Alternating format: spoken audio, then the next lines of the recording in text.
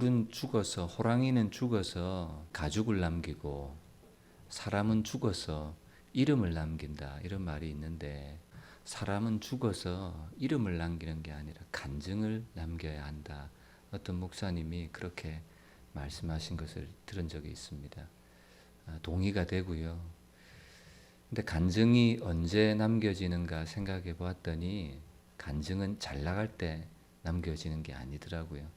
힘들고 어려울 때, 위기에 간증할 것이 그때 생기더라고요. 내가 이렇게 했는 그때 참 어려웠는데 하나님 앞에 믿음으로 섰더니 하나님이 이렇게 역사하셨다, 변화시켜 주셨다. 그래서 바른 목양교회도 하나님 앞에 간증이 많은 교회가 되었으면 좋겠고, 여러분들 삶에도 간증거리가 있으시기를 주님의 이름으로 축복합니다.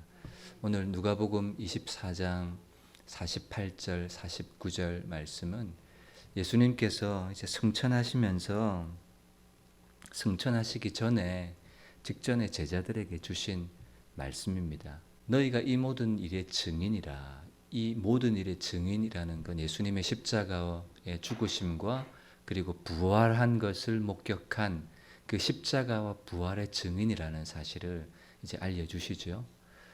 그런데 이제 제자들이 증인으로서 삶을 살아가기 전에 반드시 준비해야 될 것이 있었는데, 그것이 바로 오늘 본문의 말씀입니다. 아버지께서 약속하신 것 너희에게 보낼 건데, 너희는 위로부터 그 능력을 입혀질 때까지 이 성에 머물라, 이렇게 말씀하셨습니다. 아버지께서 약속하신 것이 무엇이냐면, 내가 십자가 지고 아버지께로 가겠다. 그러면 아버지께로부터 성령을 받아서 너희에게 보내주겠다. 너희는 그 성령의 능력을 받고 나서 그 다음에 이제 뭐 하는가 하면 예수님의 십자가와 부활의 증인으로서 삶을, 사역을 시작하게 되는 거죠. 위로부터 능력을 받지 않고서는 아무것도 할 수가 없기 때문입니다. 요즘에 묵상하고 있는 고린도전서 말씀에도 사도 바울이 고린도 교회에 복음을 전할 때 고린도전서 2장 4절의 말씀에 보면, 내 말과 내 전도함이 설득력 있는 지혜의 말로 하지 아니하고 다만 성령의 나타나심과 능력으로 했다. 고린도 교회에 복음을 전하는데 설득력 있는 지혜의 말, 고린도 교회는 수사학이나 웅변 이런 것들에 사람들이 환호했는데, 사도 바울은 그런 것, 설득력 있는 인간의 말, 지혜의 말로 아니하고 뭘로 했느냐? 오직 성령의 나타나심과 능력으로 복음을 전했다, 이렇게 얘기하죠. 그러니까 제자 11 사도들이 이제 함께 모여서 위로부터 부어주실 성령의 충만함을 입고 나서야 이제 뭐 하기 시작하느냐면 복음을 혼천하에 다니며 전하는 그런 이제 구체적인 삶을 살기를 시작하는 거죠. 그전에는 뭐 해야 되느냐? 성령의 충만함을 받아야 된다, 이렇게 말씀하고 있는 것입니다. 여러분, 주님의 일은, 여기 주님의 일이라는 것은 참 포괄적인 말인데요. 전도도 주님의 일이고 선교도 주님의 일이고 교회를 세우는 것도 주님의 일입니다. 그리고 이제 저처럼 말씀을 전하는 것도 주님의 일이죠. 이런 주님의 일은 무엇으로 하는가 하면 내 자원이나 내 실력으로 하는 것이 아니라 위에서 부으시는, 위에서 공급하시는 성령의 나타나심과 성령의 능력, 위로부터 능력이 피울 때까지 너희는 이 성에 머물라. 이 성에 머물면서 뭐합니까? 하나님 약속하신 성령을 보내주신다 하셨사오니 보내주시옵소서. 그래서 마가의 다락방에 120문도가 모여서 기도할 때 하나님께서 약속하신 성령을 오순절날 그 기도하는 무리들 가운데 부어주셨던 그런 역사들을 우리가 볼 수가 있습니다. 그래서 주님의 일은 뭘로 하느냐? 내 능력이나 내 배움이나 내 실력으로 하는 것이 아니라 받아서 하는 사역이에요. 받아서 하는 사역이고 받아서 되는 사역이에요. 뭘 받는가? 성령의 나타나심과 능력, 성령의 기름 부으심, 성령의 충만함, 성령의 뜻, 성령의 길, 그걸 내가 받아서 그 길과 그 뜻에 순종해서 주님의 일을 하는 것이라고 말하고 있습니다. 여러분, 교회도 그렇고요. 사람의 인생도 마찬가지고 사업도 그렇고요. 여러분, 영적인 일은 어떻게 푸느냐 하면 영적인 방법으로 푸는 겁니다.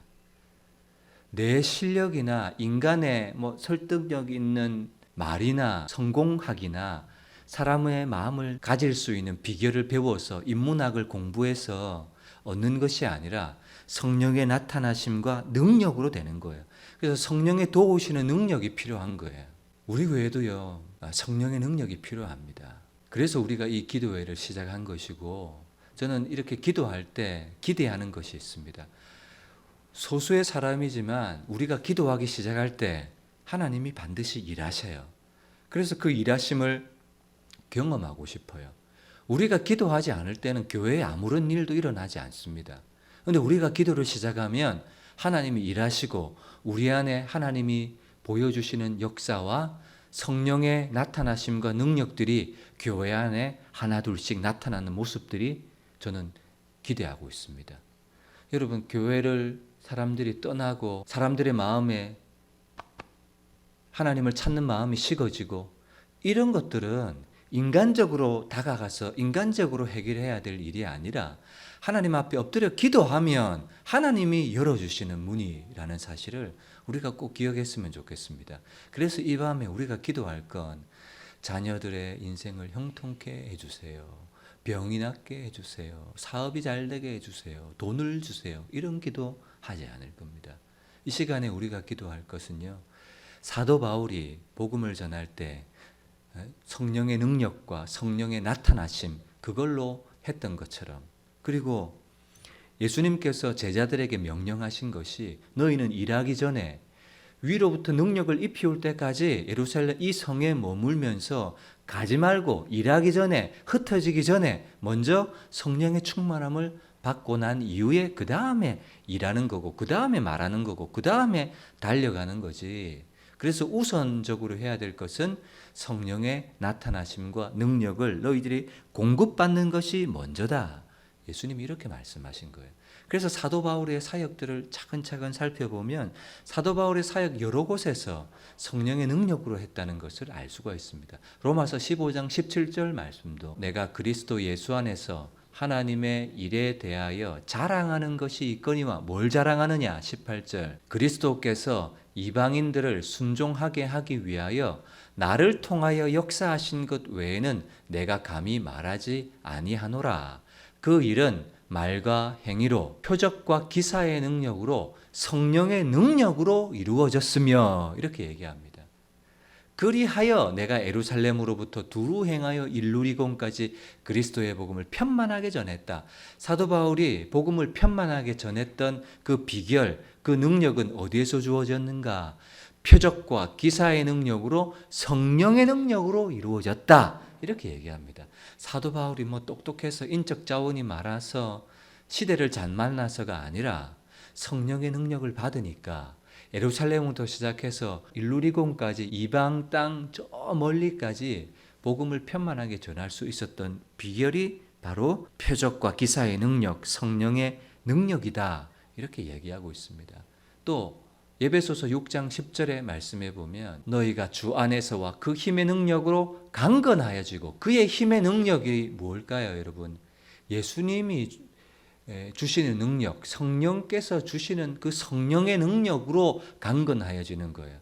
그래서 영적 전쟁을 싸워야 되는 그리스도인들에게는 뭐가 반드시 있어야 되는가 하면 성령의 능력이 반드시 우리에게 필요합니다.